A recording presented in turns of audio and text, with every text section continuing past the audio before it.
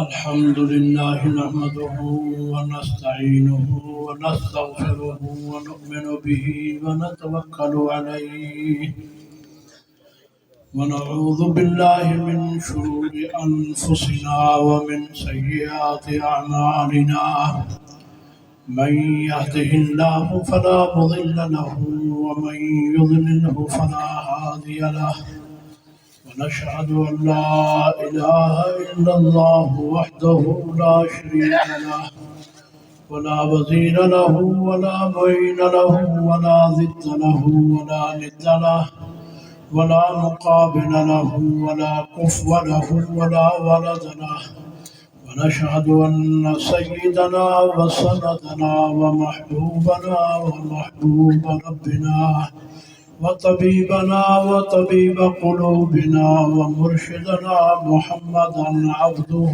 ورسوله اللهم صل على محمد وعلى آل محمد كما صليت على إبراهيم وعلى آل إبراهيم إنك حميد مجيد اللهم بارك على محمد وعلى آل محمد كما باركت على إبراهيم وعلى آل إبراهيم إنك حميد مجيد أما بعد فأعوذ بالله من الشيطان الرجيم بسم الله الرحمن الرحيم ولو شئنا لبعثنا في كل قرية نذيرا وقال الله تبارك وتعالى في مقام آخر وإذ قال عيسى ابن مريم يا بني إسرائيل إني رسول الله إليكم مصدقا لما بين يدي من التوراة ومبشرا برسول يأتي من بعد اسمه أحمد فلما جاءهم بالبينات قالوا هذا سحر مبين وقال الله تبارك وتعالى في مقام آخر محمد رسول الله والذين معه أشداء على الكفار رحماء بينهم ثم قال النبي صلى الله عليه وسلم أنا خاتم النبيين لا نبي بعدي ثم قال النبي صلى الله عليه وسلم إنما بعثت معلما صدق الله مولانا العظيم وصدق رسوله النبي الكريم ونحن على ذلك لمن الشاهدين والشاكرين والحمد لله رب العالمين يقين عالم دري عالم کہ لا معبود إلا هو ولا موجود في الكونين لا مقصود إلا هو چونتے غلاب دستاری بیا تنہا غمداری مجو از غیر حق یاری کہ لا فتاح الا ہو بلا لا لا ہمارا کن بگو واللہ باللہ چون نظر خود سوء وحدت کن کہ لا مطلوب الا ہو انا اے یار شوفانی مگو ثالث مگو ثانی هو الواحد هو المطلوب لا موجود الا هو الاول هو الاخر ظهورا متجليه بذات خود هو اذا حق في الكونين الا هو بگرد عالم چگر دیدم هو الحق هو پسندیدم یکی گویم یکی دیدم ندیدم غیر الا هو منم غمخوار خود هستم بجز باهو ندردستم دل و جان را بہو بستم نبستم غیر الا هو آنکھ بے جفت و بے آلت یکیست در عدد شکست و بے شکا یکیست نہ بدنیا بودکارم نہ عقبارا خریدارم تمنائے نبی دارم بجز دیدار یا اللہ بدرگاہ تمی نالم جبی برخاک می مالم کرم فرما دری عالم بری بیکار یا اللہ درود پاک پڑھنے ہوئے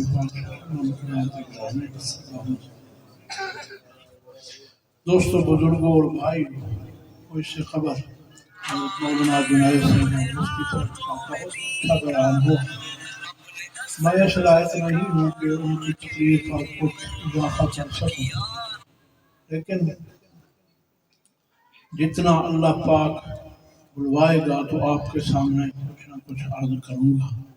دعا فرمائے اللہ تعالیٰ مجھے حق کہنے کی توفیق عطا فرمائے اور آپ حضرات کو حق سمجھنے کی توفیق عطا فرمائے۔ سٹیج پر ماشاءاللہ بڑے بڑے علماء موجود ہیں۔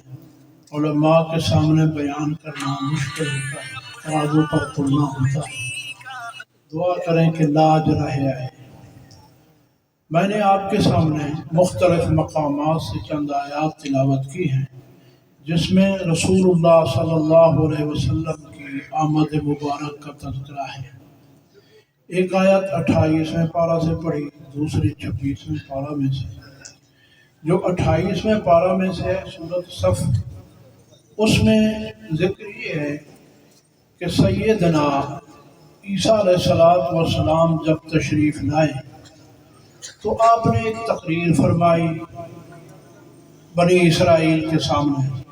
بیٹھے آرام کر کے بیٹھو، اٹھ جاؤ ادھر سے، بڑے بڑے آگے ہو جاؤ نا، خود پیچھے ہو جائیں گے، آگے ہو جاؤ تھوڑا سا۔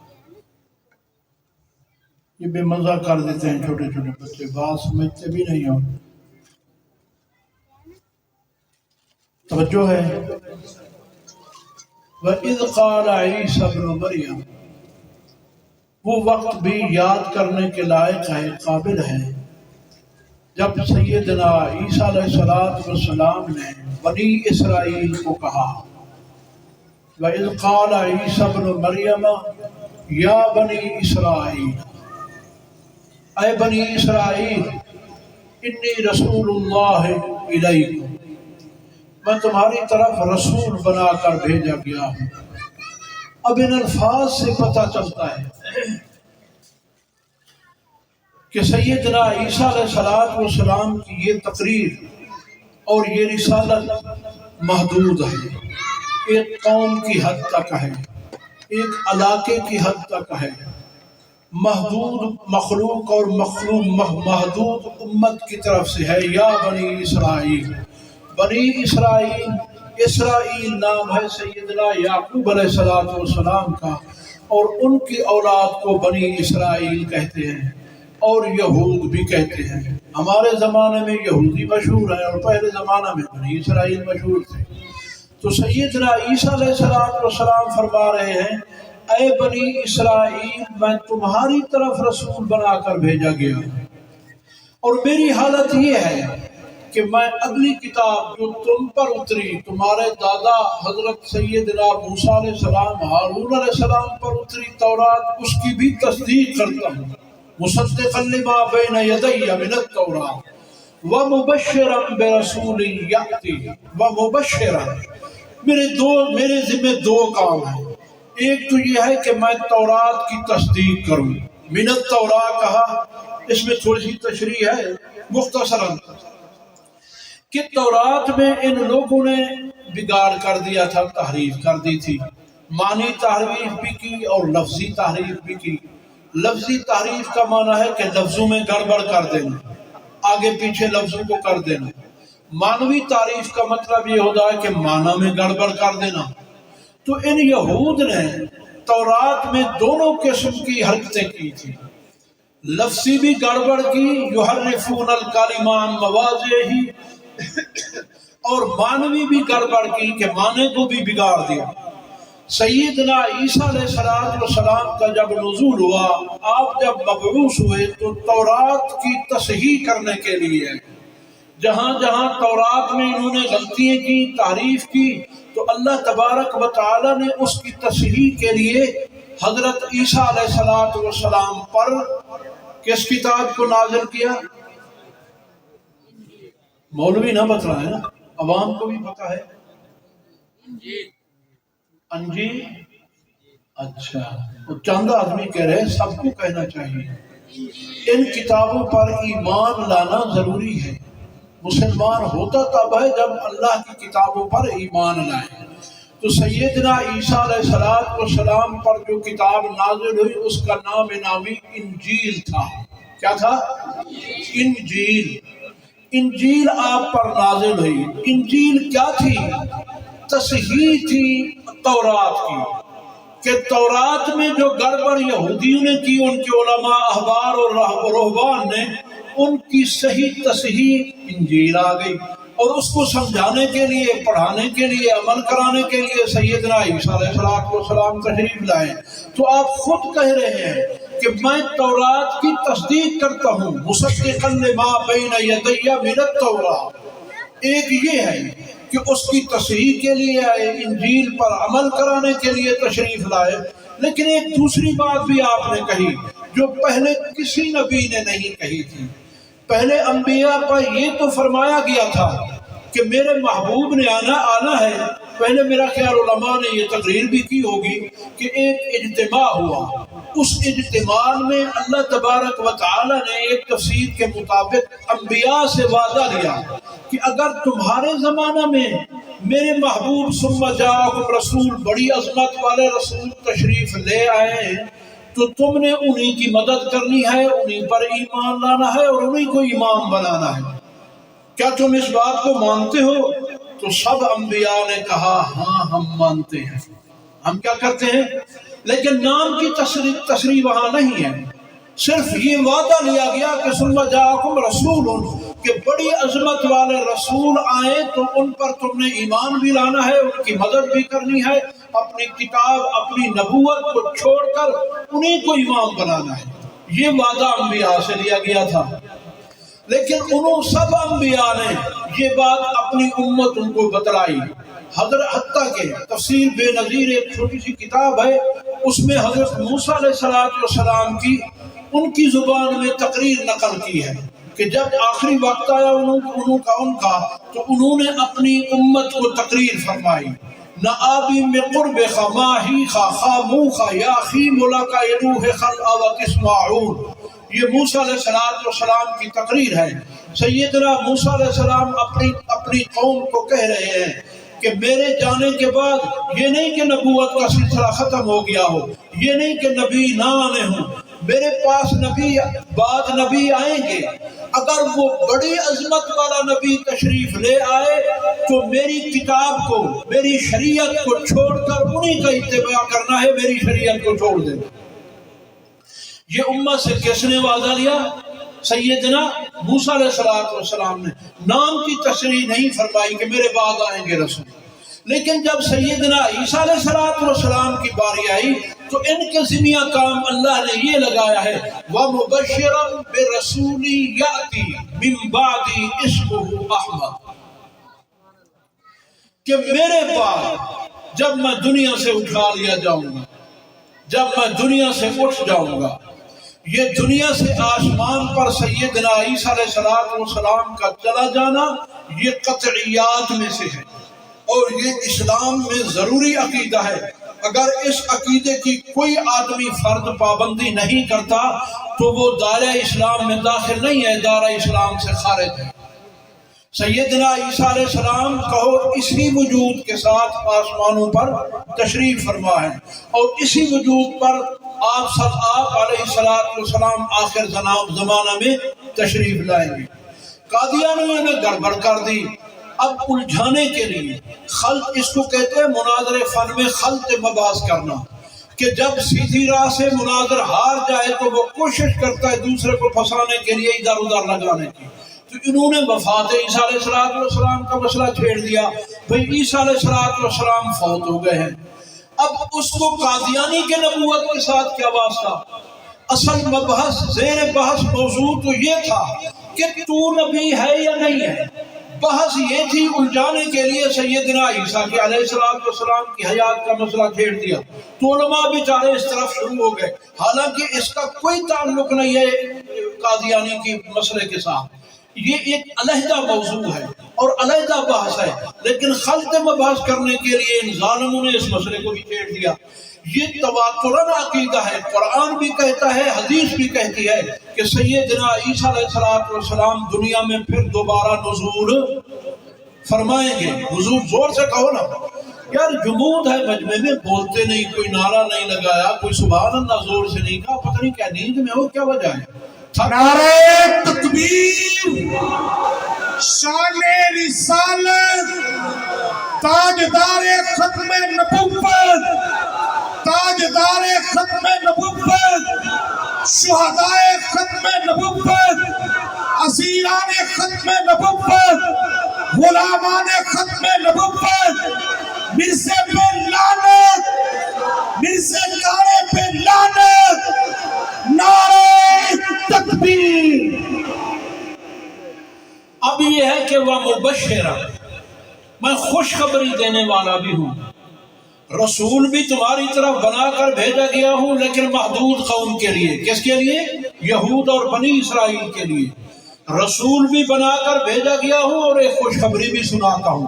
وہ خوشخبری کیا ہے کہ اسی طرح تعین کر کے کسی نبی نے اپنی امت کو یہ خوشخبری نہیں سنائی۔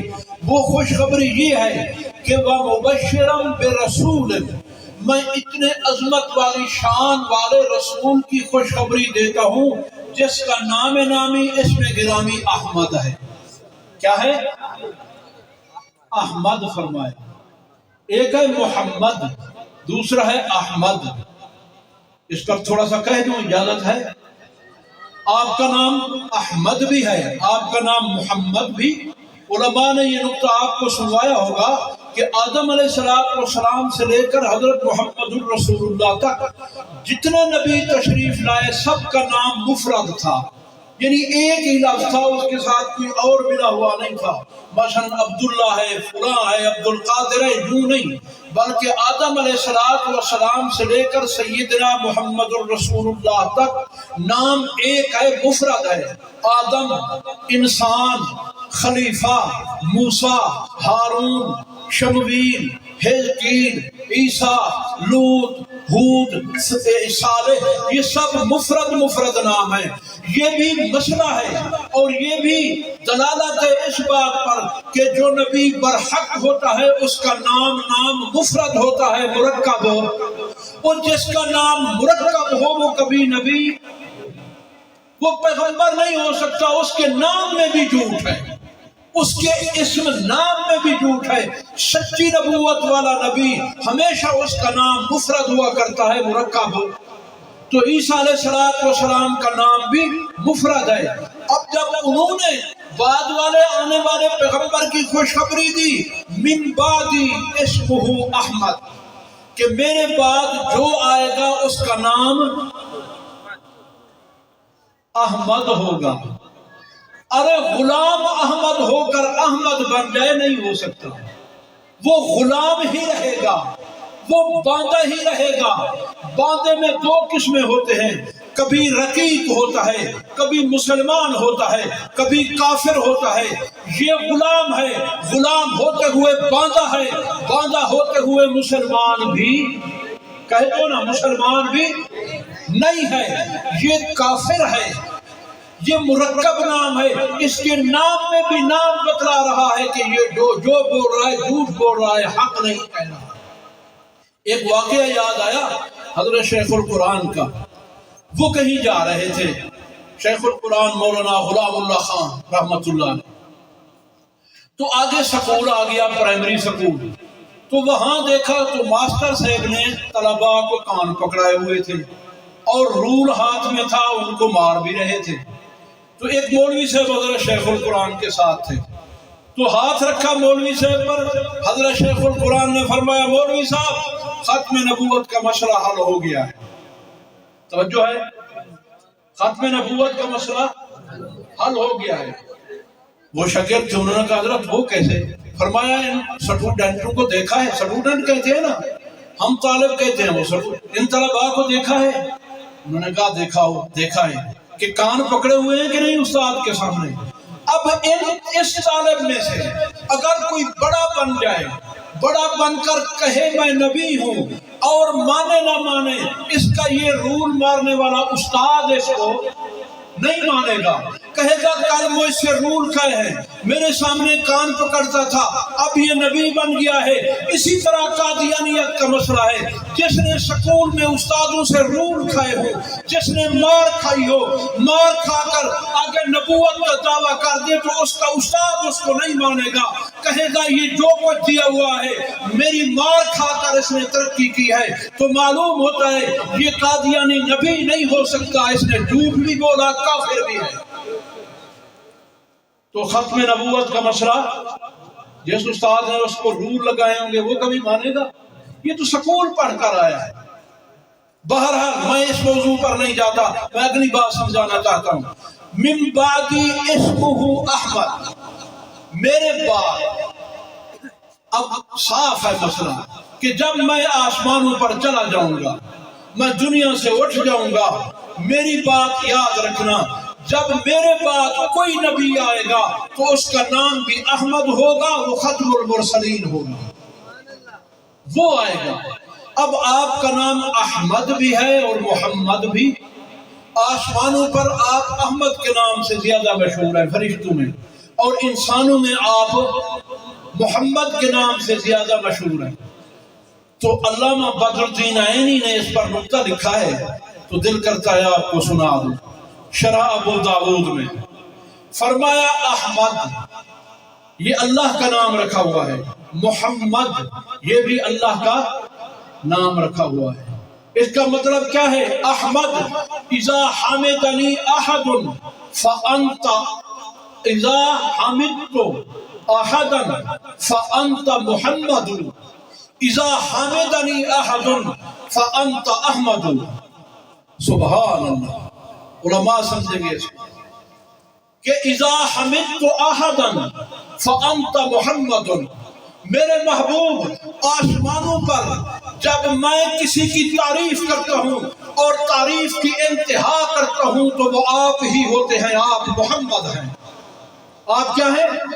جب میں آسمانوں پر کسی کی تعریف کی انتہا کرتا ہوں میں رب، تو آپ محمد ہیں، سب سے زیادہ آپ کی تعریف کرتا ہوں، کسی اور کی۔ اور جب مخلوق میں کوئی میری تعریف کرتا ہے، اذا حمدنی احد فانت احمد، جب کوئی میری تعریف کرتا ہے تو آپ احمد ہیں، آپ سے بڑھ کر بھی میری تعریف کوئی نہیں کر سکتا۔ اس لیے آپ محمد بھی ہیں اور آپ احمد بھی ہیں، کہ جب مخلوق میں کوئی تعریف کرے تو سب سے زیادہ تعریف آپ ہی کر سکتے ہیں، آپ کی تعریف کے برابر کوئی اور کسی کی تعریف ہو۔ یہ فرشتوں میں احمد نام مشہور ہوا، اس کی وجہ یہ تھی کہ وہ فرشتے ہو یسبحون اللیل والنہار لا یفترون، وہ صبح شام تسبیح بھی کرتے ہیں، حمد بھی کرتے ہیں، وہ تھکتے بھی نہیں، لا یعصون اللہ ما امرہم ویفعلون ما یؤمرون، وہ کر بھی گزرتے ہیں جو ان کو حکم ہو۔ لیکن فرشتوں یاد رکھو، تم جتنے بھی تعریف کرتے ہو اور کر سکتے ہو، کرتے بھی ہو، لیکن میرے محبوب تم میں احمد ہیں کہ جتنا احمد میری تعریف وحدانیت کو بیان کرتا ہے تم نہیں کر سکتے۔ اس لیے آپ فرشتوں میں جبریل ہیں لیکن یہ احمد ہیں، اسرافیل ہیں لیکن یہ احمد ہیں، اسماعیل ہیں، ہزارہا فرشتے ہیں، وما یعلم جنود ربک الا ھو، سب تعریف کرنے والے ہیں۔ جتنا میرا محبوب اللہ کی وحدانیت اور توحید کو بیان کرتا ہے، حمد بیان کرتا ہے، خدا کی قسم فرشتے بھی نہیں کر سکتے۔ اس لیے آپ کا نام وہاں احمد ہے۔ اور اس جگہ انسانیت میں اللہ کی تعریف ہو، اللہ تعالیٰ انسانیت کی بھی تعریف کرتے ہیں، آدم کی تعریف کی، موسیٰ علیہ السلام کی تعریف کی، عیسیٰ علیہ السلام کی تعریف کی، معجزات دیے، کتابیں دیں، امتیں دیں، عبادات دیے، بہت احکامات دیے، لیکن فرمایا بہت کچھ ان کو دیا ہے لیکن آپ محمد ہیں۔ آپ کیا ہیں؟ آپ کا مقابلہ کوئی نہیں کر سکتا۔ بہرحال کہیں یہ رہا تھا وَمُبَشِّرًا بِرَسُولٍ يَأْتِي مِن بَعْدِي اسْمُهُ احمد، کہ میرے پاس جب میں آسمانوں سے پر اٹھا دیا جاؤں گا، میرے بعد ایک رسول آئیں گے جن کا نام احمد ہوگا۔ اب وہ احمد کون ہیں، ان کا دعویٰ کیا ہے، ان کا ذکر کہاں ہے؟ تو قرآن بھرا پڑا ہے میرے محبوب کی تعریف سے۔ ایک جگہ فرمایا محمد الرسول اللہ والذین معہ اشداء، میرے محمد اللہ کے رسول ہیں۔ دوسری جگہ فرمایا والنجم اذا ہوا ما ضل صاحبکم وما غوا وما ينطق عن الهوى ان هو الا وحی یوحی، اور کہیں فرمایا میرے محبوب آپ اعلان کر دیں۔ حضرت عیسیٰ نے اعلان کیا تھا میں بنی اسرائیل کا نبی ہوں، میرے محبوب آپ اعلان کر دیں وما ارسلناک الا کافۃ للناس بشیرا ونذیرا۔ یہ کس کی تقریر ہے؟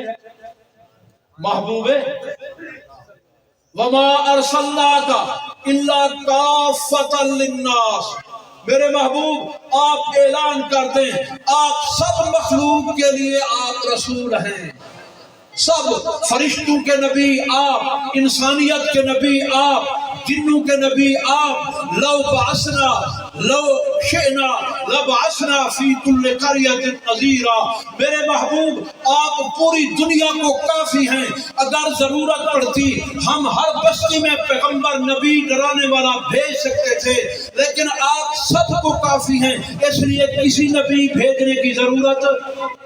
اور آپ نے فرمایا انا خاتم النبیین، میں سب نبیوں کا خاتم بھی ہوں، خاتم بھی ہوں، مجھے بہت کچھ دیا گیا ہے، مجھے سید المرسلین بنا کر بھیجا گیا، مجھے امام النبیین بنا کر بھیجا گیا، میرے بعد کوئی نبی نہیں آئے گا۔ اگر کوئی غلطی سے نبوت کا دعویٰ بھی کر دے وہ دجال بھی ہوگا، کذاب بھی ہوگا، وہ جھوٹا بھی ہوگا، جو اس کے پیچھے چلے گا سیدھا جہنم میں جائے گا۔ اور آپ کو سنا دوں، یہ واقعہ لکھا ہے کتابوں میں کہ جب بہاولپور کی عدالت میں بحث ہو رہی تھی اور اکبر جج یہ سن رہا تھا تو سید انور شاہ صاحب کشمیری، جلال الدین شمس مرزائیوں کی طرف سے مناظر تھا، اور ادھر سید انور شاہ صاحب کشمیری، مولانا مرتضی حسن چاند پوری، مفتی محمد شفیع، حضرت مولانا شبیر احمد عثمانی، بڑے بڑے جہابذہ علماء دیوبند ادھر بھی موجود تھے۔ تو کتاب میں لکھا ہے کہ انور شاہ سے جوش میں آ گئے، فرمایا جلال الدین شمس اگر مان لے تو اب بھی تجھے دکھلا سکتا ہوں کہ مرزا جہنم میں جل رہا ہے۔ کہتے ہیں پورے چیمبر میں لرزہ طاری ہو گئی، جج خاموش ہو گیا، اور ایسا انور شاہ صاحب نے ہاتھ مارا کہ تجھے دکھا سکتا ہوں کہ مرزا جہنم میں جل رہا ہے۔ تو وہ جہنم میں جلے وہ مسلمان ہوتا ہے، وہ اہل توحید ہوتا ہے، وہ کافر ہی ہوگا، مسلمان۔ مجھے ٹائم بھی اتنا دیا گیا ہے۔ وآخر دعوانا الحمدللہ۔